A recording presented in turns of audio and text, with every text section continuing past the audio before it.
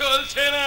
হ্যাঁ তাই নাকি ড্যাডি? তবে আর বলছি কি, কাল দিল্লি থেকে টেলিফোন এসেছিল, আমি ওদেরকে সোজা বলে দিয়েছি আপনারা আমার মালের কোয়ালিটি দেখে নেবেন, পছন্দ হলে নেবেন, না হলে রিটার্ন করবেন, বাট রেট 1 টাকাও কম হবে না।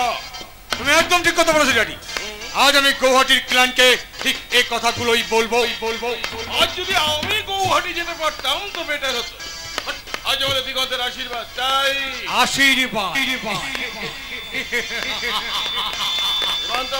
আশীর্বাদ দিয়ে তুমি দেখো ড্যাডি, আমি যাচ্ছি, কারণ আমার কাছে আগে বিজনেস, তারপর সব কিছু।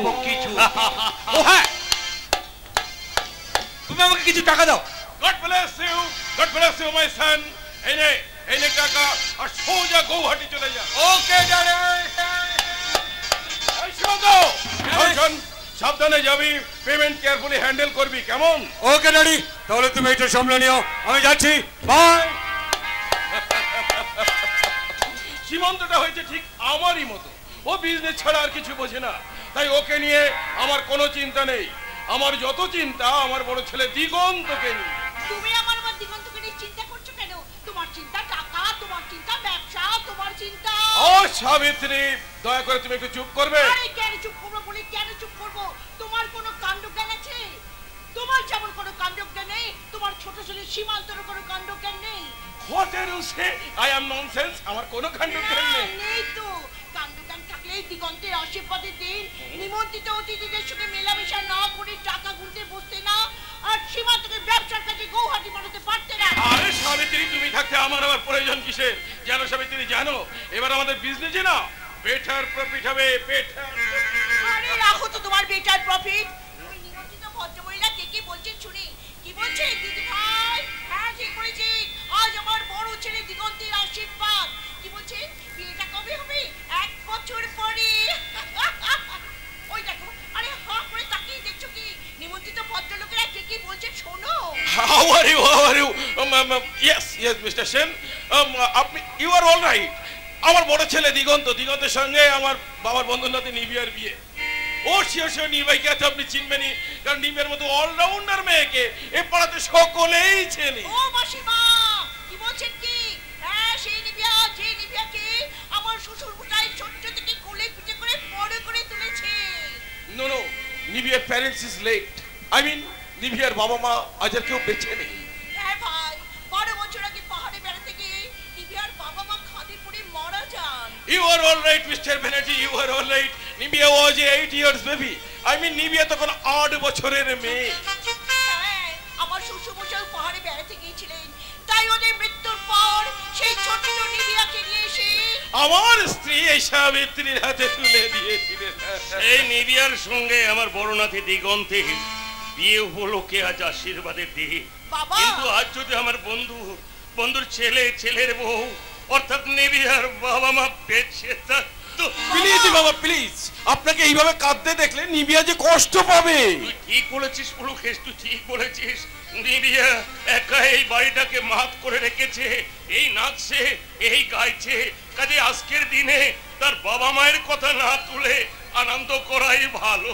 বাবা, হ্যাঁ, আজ তো আপনার আনন্দ করারই দিন। বৌমা, অতীতের বেদনাকে ভুলে গিয়ে নিজেকে আনন্দের বন্যায় ভাসিয়ে দিন বাবা, আনন্দের বন্যায় ভাসিয়ে দিন। হ্যাঁ, ভাসিয়ে? আচ্ছা বৌমা, বলতে পারো জলের উপর যে জিনিসগুলো ভাসে সেই জিনিসগুলো ভাসে কেন? এই যে পৃথিবীটা মহাশূন্যে ভাসছে, কেন ভাসছে? বিজ্ঞানের কথা তুমি কি মনে করো দর্শন ছাড়া বিজ্ঞানের কোনো অস্তিত্ব আছে? তোমাদের জেনে রাখা উচিত প্রাচীন ভারতের দর্শনই আধুনিক বিজ্ঞানের জনক। মনুর কথা ভাবো। আরে মনুকেও চেনো না? কি মুশকিল! আরে মনু থেকে তো মানুষের জন্ম। মনু হচ্ছে সূর্যের পুত্র, আর সূর্য হচ্ছে তেজ। না, বলার কথা নয়, শোনার কথা, শেখার কথা। তোমরা এই যুগের ছাত্র ছাত্রীরা স্কুল কলেজে গিয়ে শুধু আড্ডা মারো, শিক্ষকদের কথা শুনতেও চাও না, বুঝতেও চাও না। দাদু, ও দাদু, আরে ও তোমার ছাত্রীও নয়, ছাত্র নয়, ও আমার মা। ও মা, আরে যাও মা যাও, আজ তো তোমার আবার আশীর্বাদের দিন। কি হলো, তোমরা আবার হাসছো কেন? বাবা, আজ আমার আশীর্বাদের দিন না, আশীর্বাদের দিন হলো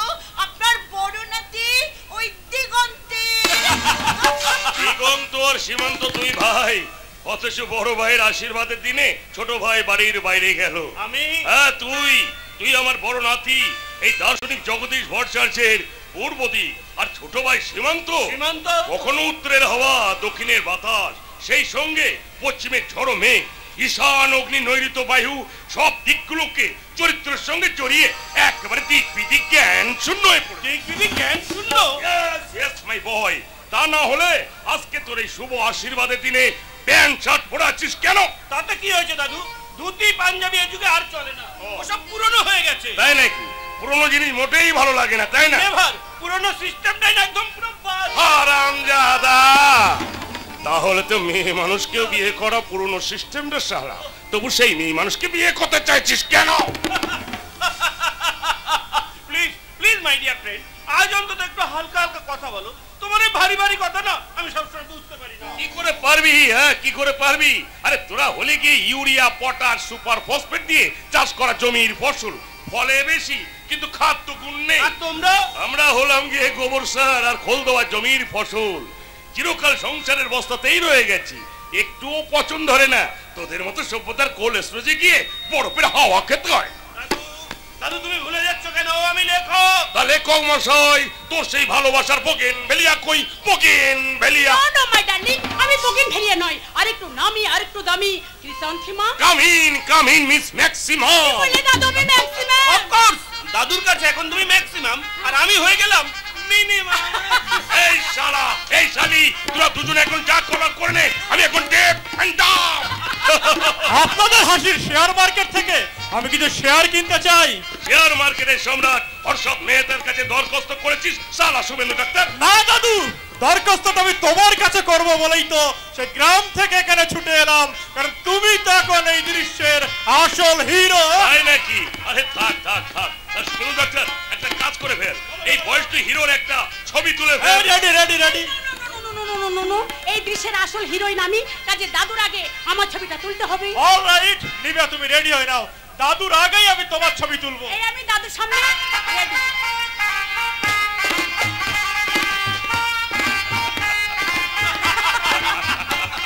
আশীর্বাদ উপলক্ষে যতগুলো ক্যামেরাম্যান বেটা এলো আমার এই বাড়িতে, সব বেটা ক্যামেরাম্যান তোর ছবি আগেই তুললো, আর আমি পুরুষ বলে কোনো চান্সই পেলাম না। না না না, হেসে তোরা ব্যাপারটাকে উড়িয়ে দিস না, আমি যে কথাই বলছি ঠিক কথাই বলছি। মেয়েদের ছবি না তুললে এবং সেই ছবি লেভেল না মানলে এই যুগের কোনো জিনিসই বিক্রি হয় না। তাই আলতার শিশি থেকে শুরু করে সংবাদপত্রের প্রথম পৃষ্ঠায় শুধু তোর মতো যুবতী মেয়েদের ছবি। কিন্তু না, কোনো কিন্তু নয় দিদু ভাই, কোনো কিন্তু নয়, ব্যাপারটা বড়ই উলঙ্গ। আধুনিক সমাজের এই উলঙ্গতা নিয়ে কেউ কিছু ভাবছে কিনা জানি না, কিন্তু আমি ভাবছি। শুনবি? তাহলে শোন। এবার মরে মেয়ে হব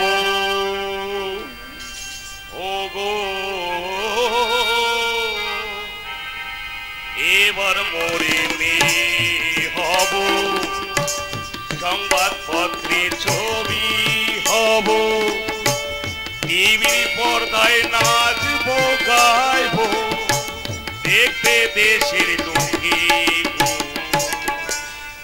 এবার মোরে মেয়ে হব, এবার মোরে মেয়ে হব, সংবাদপত্রে ছবি হব, টিভির পর্দায় নাচবো গাইবো, দেখবে দেশের লোকে।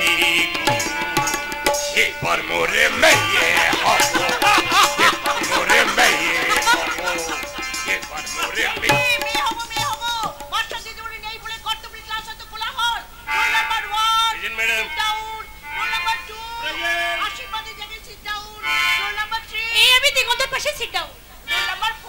আমার উপরে তোমার যত জোর কাকিমা। হবেই তো রে শুভেন্দু, হবেই তো। তুই আমার দিগন্তের বন্ধু হলে কি হবে? তুই যে আমার আরেক ছেলে। কাকিমা, আরে কি মুশকিল, আশীর্বাদটা কখন হবে শুনি, লগ্ন পেরিয়ে গেলে। আরে তুমি কোথায় ছিলে এতক্ষণ? ঘরে বসে বসে টাকা গুনছিলে? না মানে আমি কোনো কথা নয়, কোনো কথা নয়, লাস্ট বেঞ্চিতে বসো, বেঞ্চির উপরে পা তুলে। বাবা বাবা, আপনি প্রথমে আশীর্বাদ করুন। না বৌমা, তা হয় না, সন্তানের আশীর্বাদ প্রথমে মাকেই করতে হয়। তাহলে আপনাকে প্রণাম করে আমি শুভ কাজটা শুরু করি বাবা।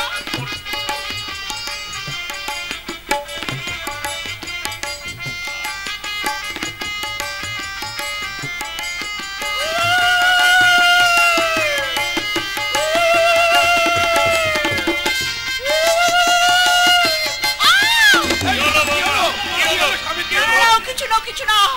আরে ছেলেকে তো আশীর্বাদ করলে, এদিকে দেখছি মায়ের মন্দিরে সিঁদুর আর ধানে মাখামাখি হয়ে গেল। তাতে কি হয়েছে? ধান হলো লক্ষ্মী, লক্ষ্মীর গায়ে সিঁদুর মঙ্গলের চিহ্ন। আমি সেই সিঁদুর মাখা ধান দিয়ে আমার নিভিয়াকে আমি আশীর্বাদ করছি। না, রক্ত রক্ত, আমার বুকে রক্ত, সোনার পাড়া ধান লালে লাল হয়ে গেছে। রক্তকুটাকে তুই ক্ষমা করিস না লগন। এই জন্মে তোর আমার ভালোবাসার ফসল এই জমিটা ধান আমরা কাটতে পারলাম নাই, কিন্তু তোর সাথে আমার দিকে হবে। তখন ওই জমিটা ধান আমরা কেটে নিব, কেটে নিব। আপনারা সবাই সরে যান, আমাকে দেখতে দিন। যে কোনো কারণেই হোক নিবি অসুস্থ হয়ে পড়েছে। পালস ওকে, কিন্তু চোখ মুখের চেহারা দেখে মনে হচ্ছে ও সাময়িকভাবে মানসিক ভারসাম্য হারিয়েছে। ও সাময়িকভাবে মানসিক ভারসাম্য হারায়নি। আমার মনে হয় মা কালীর সিঁদুর লাগা ওই ধানকে ও রক্তমাখা ধান মনে করেছে। ও পূর্বজন্মের কথা মনে পড়ে গেছে। হ্যাঁ বৌমা, তুমি জানো কিনা জানি না, কিন্তু আমি লক্ষ্য করেছি ছোটবেলা থেকেই ও মাঝে মধ্যে কেমন একটা হয়ে যেত, আর কি সব উল্টো পাল্টা কথা বলতো। আরে দাদু ভাই, তোরা জানিস না, ওকে নিয়ে কোথাও বেড়াতে গেলে ও লাল ফুল আর বাঁশির সুর শুনে চমকে উঠতো। তাহলে এখন কি হবে বাবা? এর হবে নিবিয়া সুস্থ হয়ে উঠলে আমরা সবাই মিলে ওকে নিয়ে এই শহরের পরিবেশ ছেড়ে চলে যাব। কোথায়? আমার দেশের বাড়ি, সেই পলাশডাঙ্গা গ্রামে।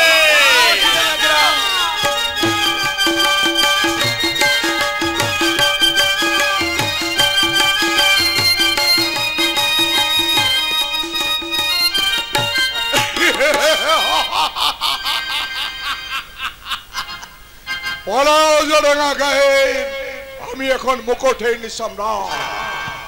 মহাজন হরিণী সামন্তের নাম শুনলে এই গায়ের লোক আতঙ্কে থরথর করে কাঁপে। অথচ গায়ের আশেপাশের লোক জানে আমি এখন বিষয় সম্পত্তিকে বিষ মনে করে হরিনাম সংকীর্তন করে জীবন কাটাচ্ছি। দুঃশালা, ওই দাঁতের ফাঁকা থেকে মুরগির মাংসের চিমড়িটা কিছুতেই ছড়াচ্ছেন না।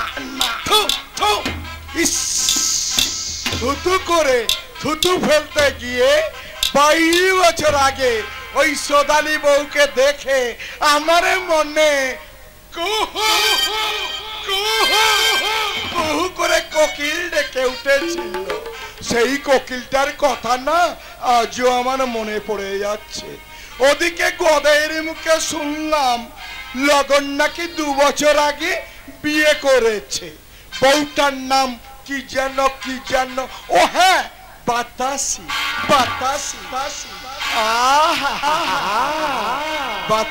বাতাসে যেন একবার যৌবন গন্ধ পাচ্ছি।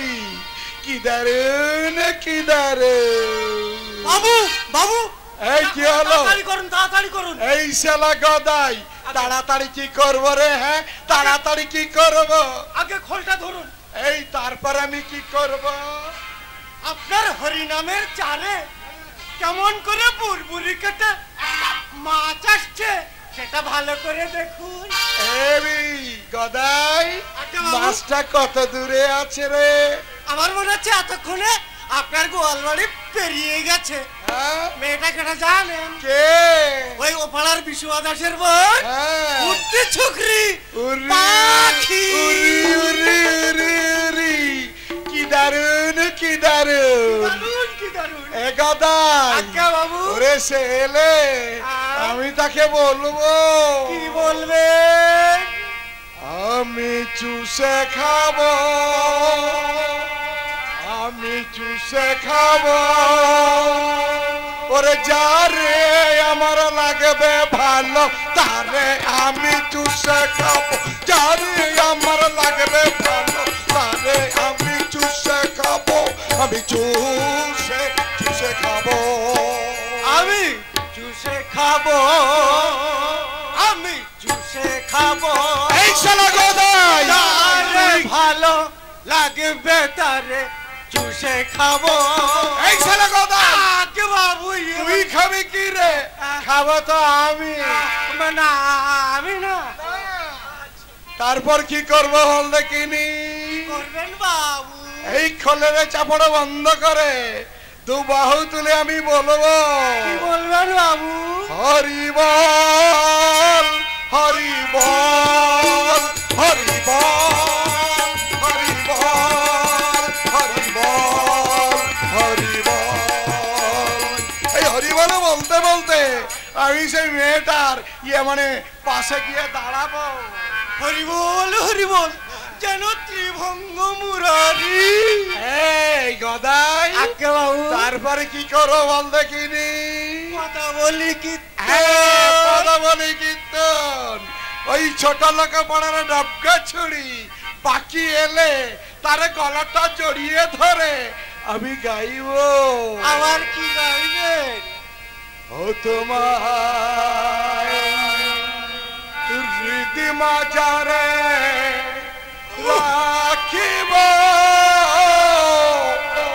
ছেড়ে দেব না তোমায়। হৃদি মাজারে রাখিব, ছেড়ে দেব না তোমায়। হৃদি মাজারে রাখিব, ছেড়ে দেব না।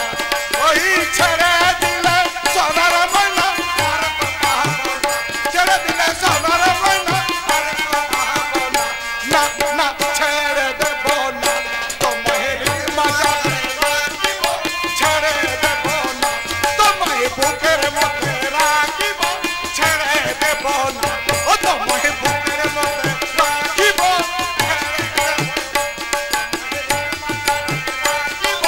ছেড়ে দেব না।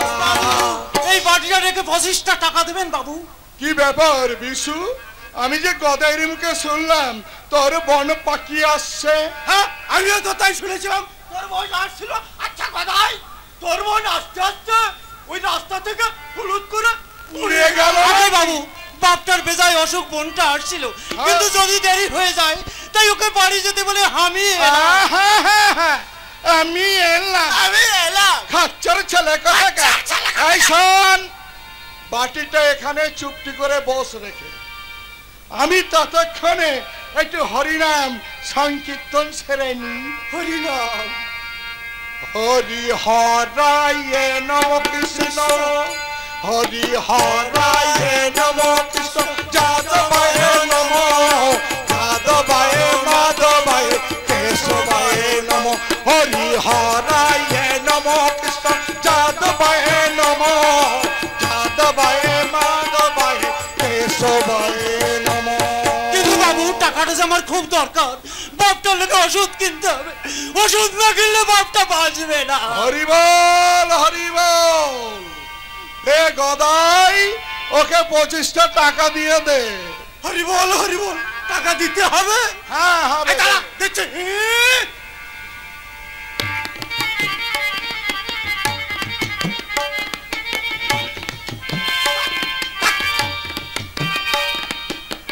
এই নে 5, এই নে 10, 10, এই নে 15, এই নে 20। কেনে বাবু কেনে? শোন না বিশু, কাল পুরো মজুরি নিয়ে চলে গেলি, তুই বিকালে আর কাজে আসলি না, তাই ওই 10টা টাকা না আমি কেটে রাখি। নেবেন না বাবু, নেবেন না।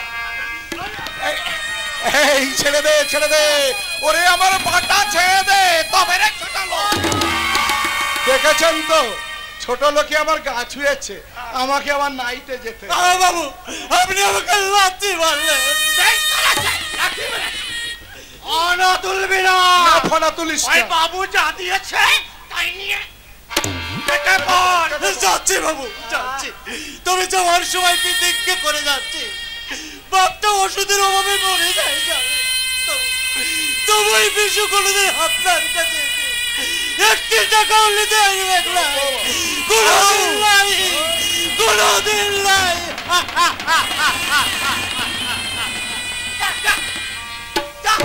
ওরে হাজবি না তো যাবি কোথায়? তোদের ওই ছোট লোক পড়া সবার টিকি যে আমার কাছে বাধা আছে। গদাই সন্ত, এই 22 বছর ধরে যারা আমার কাছে মাথা উঁচু করে কথা বলতো না, তারা হঠাৎ মাথা উঁচু করার সাহস পেল কার কাছে? আগে বাবু ছোট মুখে একটা বড় কথা বলবো, আপনি রাগ হ্যাঁ, করবেন না বল তো? বল বল। আপনার বড় ছেলে বরণ বাবুর কাছে। বরণের কাছে? বাবা, দাদা কলেজ হোস্টেল থেকে ফিরে আসার পর দিন থেকে ওই দাসপাড়ায় আর বাউড়ি পাড়ায় গিয়ে তোমার বিরুদ্ধে উল্টো পাল্টা কথা বলতে শুরু করেছে। দৈত্য কুলের প্রহ্লাদিনী, দৈত্য কুলের প্রহ্লাদিনী, দৈত্য কুলের প্রহ্লাদিনী। এই গদাই, আগে বাবু। গান থামা শোন। কেন? যাই বাটিটা নিয়ে এখান থেকে কেটে বল। আসুন, যাওয়ার সময় আমার এই খোলটা নিয়ে যা।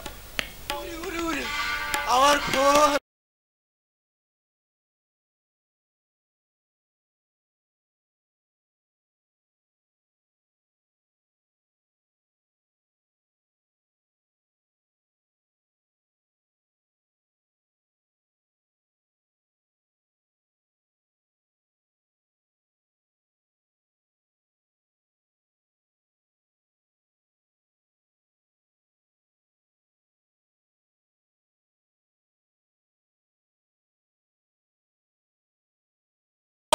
এখান থেকে চলে গিয়েছিল আমি বেশ সুখী শান্তিতে হরিনাম এবং সংকীর্তন করে বাজে বাজে ভাষ্যপ করে দিন কাটাচ্ছিলাম।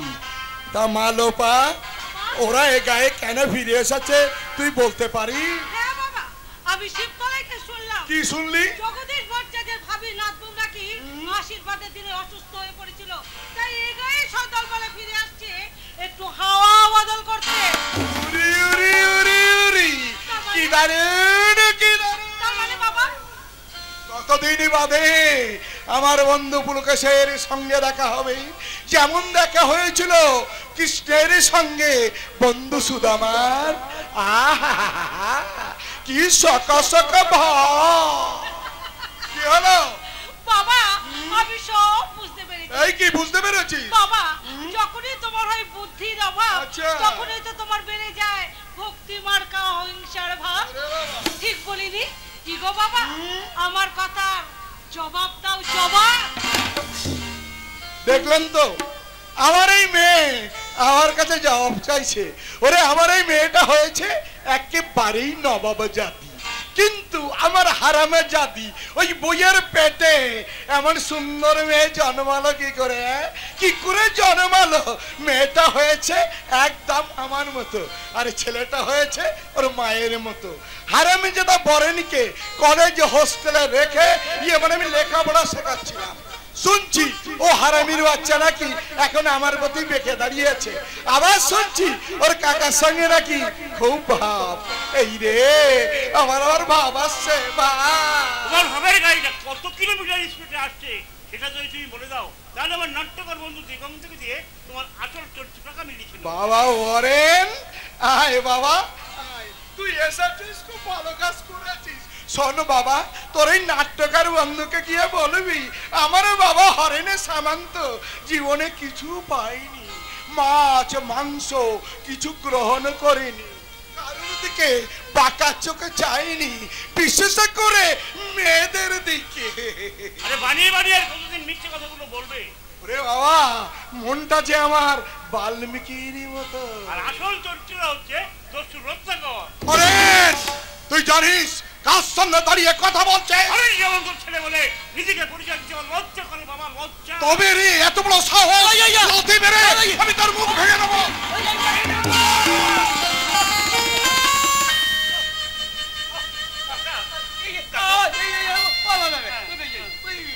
কি বললি? কি বললি নগেন? ও মাথা গরম করবে, মাথা গরম করুক, মাথা গরম করো। এই শোন নগেন, তুই তোকে ছেড়ে দিতে বলছিস? তুই ওর সম্পর্কে জানিস? ও সুরের বাচ্চা এখানে ওখানে গিয়ে যাত্রার সঙ্গে বন্ধুত্ব করে আমার নামে এ কথা ও কথা কুকথা লাগিয়ে বেড়াচ্ছে। ওর মেহেরে আমি একদম শেষ করে দেবো।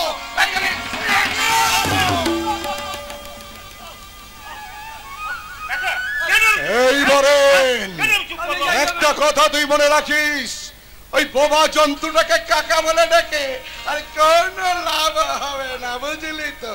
আর তুই যদি তোর কাকার চেয়ে বেশি বাড়াবাড়ি করিস তাহলে তোকেও আমি চিরদিনে রে বাবা তোর কাকার মতো তোকে আমি বোবা করে দেব বোবা।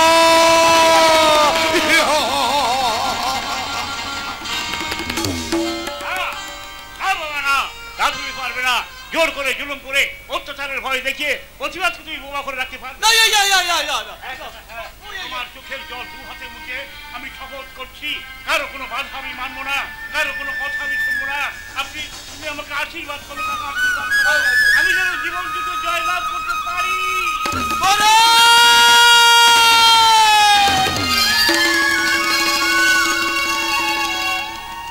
কাকা তুমি কথা বললে কাকা, তুমি আমার নাম করে ডাকলে।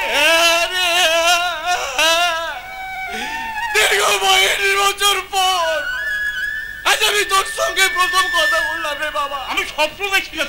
না স্বপ্ন নয়, স্বপ্ন নয়, সত্যি আমি কথা বলতে পারি।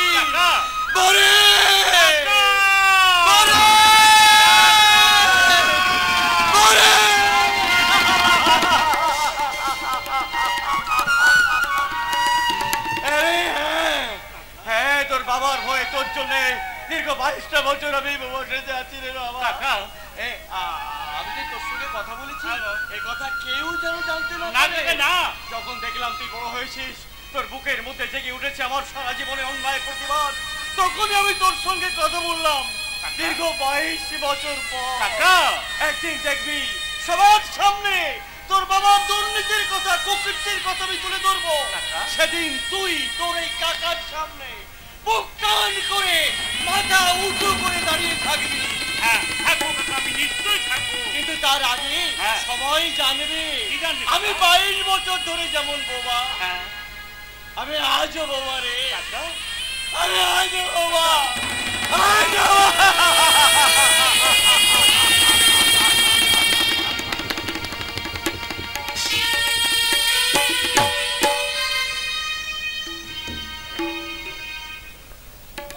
শুভেন্দু নগেন সামন্ত 22 বছরে বোবা হয়ে গেছে। হ্যাঁ কাকিমা।